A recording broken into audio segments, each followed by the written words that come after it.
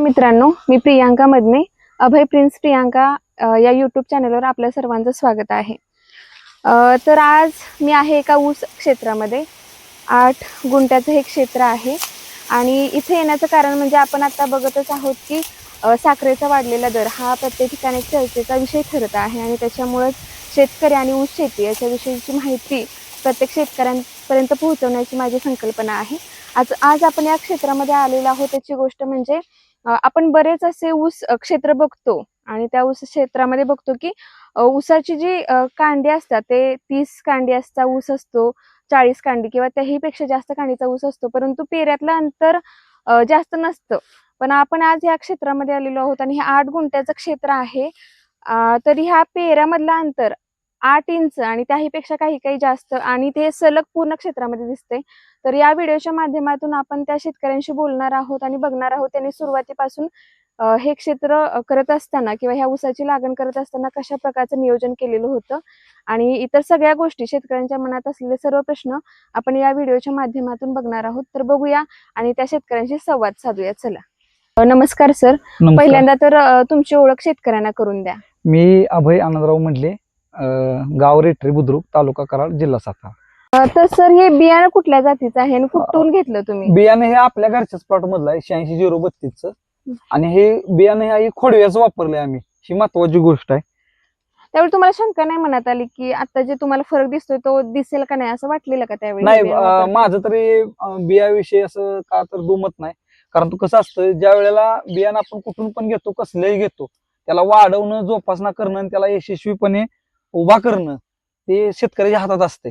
आपण बियाण्याला कधीच दोष देऊ शकत नाही की हे बियाणं असलं आहे तसलं आहे. कारण ज्या वेळेला निवड करताना शेतकरी अतिशय चांगल्या बियाण्याची निवड करत असतो. आपण उगाच उसाला एखाद्या नाव ठेवणं चुकीचं आहे आणि नाव ठेवल्यानंतर आपण काय ते उगवून येतंय. आपण त्यामुळे बियाणे हे छोटेच असते, त्या रोपट्याला आकार द्यायचं काम हे प्रत्येक शेतकऱ्याचं आहे, असं माझं वैयक्तिक मत आहे. तर सर पहिल्यांदा तर सांगा की ही लागण किती महिन्यांपूर्वीची आहे? ही लागण जानेवारी एंडची आहे. म्हणजे सर्वसाधारण आता ह्या लागणीला 7 महिने पूर्ण झाले. तर ह्यामध्ये वैशिष्ट्य असं जाणवते की बरेच सारे आपण ऊसाचे क्षेत्र बघतो, त्याच्यामध्ये ऊस असतात ते एकदा 30 कांडी 48 कांडी असे असतात, परंतु पेऱ्यामधलं अंतर एवढं जास्त नसतं, 6 इंचापर्यंत असतं. परंतु इथं आम्हाला दिसतंय की 8 इंचापेक्षा जास्त अंतर आहे. तर तुम्ही ह्या ऊस क्षेत्राचं नियोजन कशा पद्धतीने केलं होतं सुरुवातीपासून? शेतकऱ्यांना सुरुवातीला आमच्या या क्षेत्रामध्ये भात होता आणि आम्ही भात निघाल्यानंतर ह्यात काही नांगरणी वगैरे काही केलेली नाही. भात निघाल्यानंतर आम्ही फक्त हळगून घेतलं, हळगून त्याच्यामध्ये सरी सोडली आणि ही लागण केलेली आहे. मग आता तुम्ही ऊस शेती किती वर्षापासून करता ते पण सांगा. बरेच वर्ष आपल्या वडील पार्जितचं म्हणजे शेती ऊसाचीच आहे. मग ते आपण तेव्हापासून ऊस शेती आहे करतो. मग ह्या वर्षीच्या लागण जी तुम्ही केली आणि त्याच्यामध्ये हा फरक दिसतोय, तो आतापर्यंत कधी दिसलेला का? नाही, आम्हाला आतापर्यंत कधी नाही. म्हणजे आम्ही क्षेत्र थोडं थोडं असल्यामुळे कधी एवढं लक्ष ऊस शेतीकडे दिलं नव्हतं. पण या वेळेला थोडंसं मनावर घेतलं ना आपण शेतीचा खर्च वगैरे बघता की आम्ही ठरवलं की यावेळेला मी लक्ष अशा पद्धतीने घातलं की आपल्याला कमी खर्चात चांगलं उत्पादन घ्यायचं ह्या हेतून आम्ही शेतीकडे मी या वेळेला लक्ष दिलं आणि त्याचा रिझल्ट आपल्याला दिसतोय. हे पेऱ्यामधलं अंतर.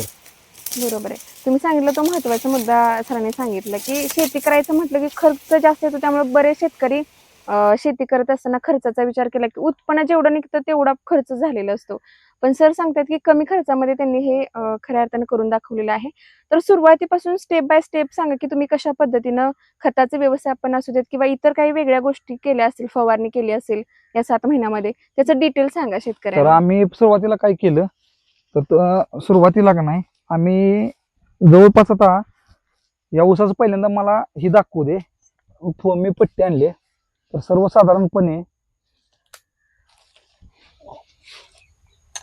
बघू शकताय तुम्ही 8-8.25 इंचाची ही कांडी आहे. तर बघू शकता 8 आणि पेऱ्यातलं अंतर जवळपास ही माझी एक वीत बसते. सर्वसाधारणपणे तुम्ही बघू शकताय ह्या पट्टीमधलं. तर हा ऊस सर्व क्षेत्र मित्रांनो हे असंच आहे. पेऱ्यामधलं अंतर अतिशय जास्त प्रमाणात आहे. तर ह्याला आम्ही सुरुवातीला काय केलं, आम्ही ज्या वेळेला भात काढून घेतला त्यावेळेला आम्ही हाडगी मारल्यानंतर काय केलं की ह्यात 2 टेलर शेणखत वापरलं आम्ही. आणि शेणखत वापरल्यानंतर परत आम्ही डायरेक्ट सरी सोडली आणि लागण केली. लागण केल्यानंतर आम्ही पहिल्यांदा मिक्स लागवड, म्हणजे जे रेग्युलर शेतकरी आपल्याला गेल्यानंतर आपण मिसळ डोस मागतो, तोच आम्ही सर्वसाधारणपणे आपण भाताला किंवा गहू पेरल्यानंतर आपण जे मिक्स लागवड दुकानदाराकडून आणतो तीच मागवली होती. आणि तेवढी फक्त आम्ही थोडी एक 10 किलो या 8 गुंठ्याला आम्ही टाकली होती. आणि त्याच्यानंतर काय केलं? त्याच्यानंतर ऊसाचं 16, 21, 22 दिवसानंतर ऊसाची डोळ्याला सुरुवात झाली. ऊसाची वाढ चांगल्या पद्धतीने फुटवे वगैरे आले. फुटव्यासाठी कुठलेही आळवणी वापरलं नाही किंवा काही नाही. तर नंतर आम्ही काय केलं, जर प्रत्येक 3 महिन्याला कृष्णा सहकारी साखर कारखान्याकडून एक औषध फवारणी मिळते, वसंत ऊर्जा आणि 1919 ही मिळते. तर ते फवारणी आम्ही महिन्यातून 2 वेळा, म्हणजे 15 त्याचा दिवसातून खर्च एकदा, किती? 550 रुपयेपर्यंत ती बसत होतं. मग ते आम्ही 2 वेळा आणलं होतं, म्हणजे 1000 रुपये सर्वसाधारणपणे. आणि ते आम्ही जर 15 दिवसाला, म्हणजे आता 1 तारखेला मारलं की 15 तारखेला मारलं की 30 तारखेला याची फवारणी कंटिन्यू 3 महिने ठेवली. आणि हे तुम्ही म्हणता ह्या ऊसाच्या कांड्या किती आहेत साधारणतः? आता तुम्ही बघू शकताय ऊसाची कांडी. आता जवळपास हा ऊस घ्या, हो का, इथून कांडी आहे बघा, 1 2 3 4 5 6 7 8 9 10 11 12 13 14 15 16 कांडीवरती ऊस आहे. तर बघू शकता, म्हणजे 7 महिन्याची लागण आहे आणि हा ऊस 15-16 कांडीवरती आहे. तर याच्यातूनच समजते की एक शेतकरी जरी क्षेत्र कमी असलं तरी उत्तम नियोजन असेल आणि आपल्याला काहीतरी वेगळं करायचं असं डोक्यात असेल तर एक शेतकरी कशा पद्धतीने नियोजन करू शकतो ते आपल्याला सरांच्याकडून माहिती मिळते. सर, अजून एक सांगा, तर हे सगळं क्षेत्र आपण बघतोय ऊसाचं, इथं तण अजिबात दिसत नाही. हे तणाचं व्यवस्थापन तुम्ही कसं केलं त्याबद्दल पण थोडंसं सांगा. तणाचं व्यवस्थापन म्हणजे आम्ही काय केले की या क्षेत्रामध्ये आपले जी सुरुवातीची भांगलन असते ते करून घेतल्यानंतर कुठलीही औषध फवारणी तणासाठी वापरणे नाही. आपण ज्यानंतर पहिल्यांदा सुरुवातीला आपण ज्यावेळेला भांगलन करतो त्यानंतर जे बारीक तण ज्यावेळेला उठतं ते आपण जर वेळेत तर त्याचं नियोजन केलं किंवा भांगलन करून घेतली हातानंच, आता क्षेत्र थोडं असल्यामुळे आम्ही हातानंच भांगलन केले, तर ती जर वेळेत जर आपण केलं तर तण तुम्हाला कुठल्याही शेतकऱ्याला दिसणार नाही. आणि हे त्याचा हा रिझल्ट आज दिसतोय तुम्हाला. बरोबर, कुठे कारण आम्ही कंटिन्यूपणा ठेवल्यामुळं, सातत्य ठेवल्यामुळे ते तण पूर्ण शेतातून नष्ट झाल्यागत तुम्हाला दिसून येते. दुसरे एक प्रश्न मला असं पडलाय की या सरी मधलं अंतर आणि इथं जरा सरी विषयी काय सांगाल? सरी सोडताना तुम्ही काय केलंय? सरी सोडताना ही सरी आहे 3.5 फुटाची सरी आहे. आता आपण बघितलं 9 फुटी 10 फुटी सरीचा प्रयोग जिथं तिथं प्रत्येक ठिकाणी चालू आहे, परंतु आम्ही ही सरी आहे ती 3.5 फुटी सरी आहे. आणि ह्याचं वेगळे पण महत्वाचं म्हणजे काय, तुम्ही बघू शकता आम्ही काय केलं की सरी आम्ही बैलानं पळवून घेतले. बैलानं आम्ही ट्रॅक्टर वापरले नाही, कारण ट्रॅक्टरनं भर जास्त लागते आणि पाण्याचं कसं होतं की ऊसाला जास्त मुळ्या नसते त्या लांबपर्यंत, की जेणेकरून हिथं पाणी पाजलं म्हणून तिकडून ओढून गेली, सरी मोठी असली म्हणून असं. तर ह्याचं आम्ही कसं केलं नियोजन, तर बैलानं सोडल्यामुळं सरी पूर्ण वर आहे बघा, तुम्ही बघू शकता इथं आता खाली, आणि ही इथं ऊसाचं बुडकं आहे. ह्यातून आम्ही पाणी दिले आणि पाणी बरोबर ऊसाला पोचतंय. ह्या हेतून आम्ही बैलांकडून कुळवून घेतलं होतं. खरंच खूपच छान असं हे प्रयोग आहे तुम्ही केलेला. सगळ्यात महत्वाचा प्रश्न प्रत्येकाच्या मनात असतो तो म्हणजे उत्पन्नाचा. आता साखरेचा वाढलेला दर आपण बघतो आहे जो उच्चांकी झालेला आहे, आणि त्या म्हणजे साखरेचा वाढलेल्या दराचा ज्यावेळी आपण विचार करतो त्यावेळी साहजिकच ह्या सरांना विचारणं महत्वाचं आहे की तुम्ही किती उत्पन्नाची अपेक्षा करता या क्षेत्रामध्ये? आम्ही सर्वसाधारणपणे आता या क्षेत्रामध्ये आम्ही 20 टनचा आवरेज धरलेला आहे की 20 टन आम्हाला अपेक्षित उत्पन्न आहे. आता शेतकरी मित्रांना तरी पेऱ्यातला अंतर दिसत जाडी कमी दिसते, परंतु माझं वैयक्तिक म्हणणं कसं आहे, जाडी जरी कमी असली तरी पेऱ्यातील अंतर हे खूप जास्त आहे. त्यामुळं नक्कीच ऊस चांगला वजन भेटेल असं आम्हाला अपेक्षा आहे. आणि जाडी पण अशी एवढी पण कमी नाही, परंतु आहे का तर अतिशय ऊसाची उंची वाढलेली आहे. 7 महिन्यात 14 कांडी, म्हणजे सर्वसाधारणपणे 8 ते 8.5 सव्वा 8 इंचानं कांडी पडली आहे. तर छोट्याच्या म्हणजे आपण 48-47 कांडीचा ऊस बघतो ती सर्वसाधारण 5 6 5 अशा कांडीचा ऊस 4 इंच अशी कांडी आपल्याला बाहेर पाहायला मिळते, आणि ती कांडी असते जवळपास 40-45. जर आता एक 8 8.5 जर इंचाची जर कांडी तू पकडली तर डबल, तर तसं म्हणायला गेलं तर डबल कांडी आहे नाही. आणि ऊस तर म्हणजे 7 ऊसाची महिन्याचा आहे. उंची भरपूर आहे आणि कांडीमधील अंतर पण, पेऱ्यामधलं अंतर पण जास्त आहे, नाही खरंच असं खूप आपल्याला असं. पाहायला मिळतंय बघा. पाण्याचं व्यवस्थापन कसं केलेलं तुम्ही? पाणी उन्हाळ्यामध्ये आम्ही 17-18 दिवसानंतर आणि उन्हाळ्यानंतर, आणि त्याच्या आधी मग 10-15 दिवसानंतर आम्ही पाणी, आठवड्याला पाणी दिले असं म्हणलं तरी चालेल. कमीत कमी 10 दिवसाला आम्ही पाणी याला दिलेच, आणि उन्हाळ्यामध्ये 15-20 दिवसाला पाणी दिले. तर खरंच खूप उपयुक्त माहिती सरांनी आपल्यापर्यंत पोहोचवली.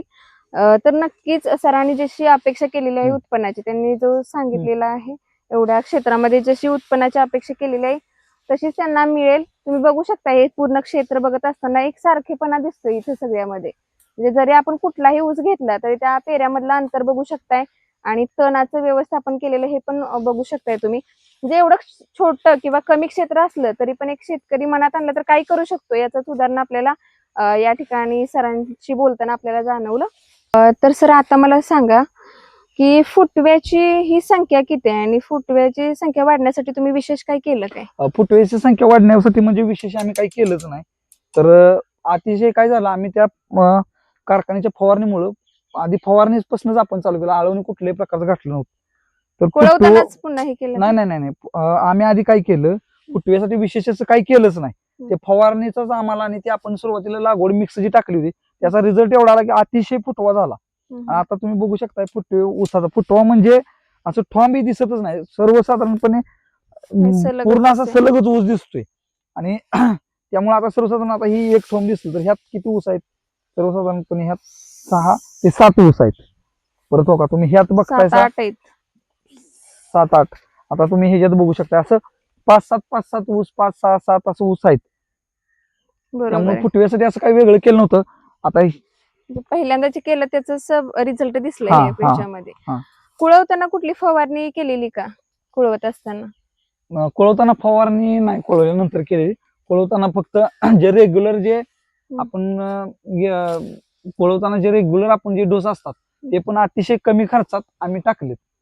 म्हणजे जेणेकरून आम्ही सर्व जे काय लागते लागवड अशी पोत्यानं नाही, तर 8 गुंठे क्षेत्र असल्यामुळं असं काही ही 2 पोती ती 2 पोती असं नाही. आम्ही जे काही लागतंय आवश्यक आहे ऊसाला कुळवताना ते आम्ही त्यांना द्यायला सांगितलं.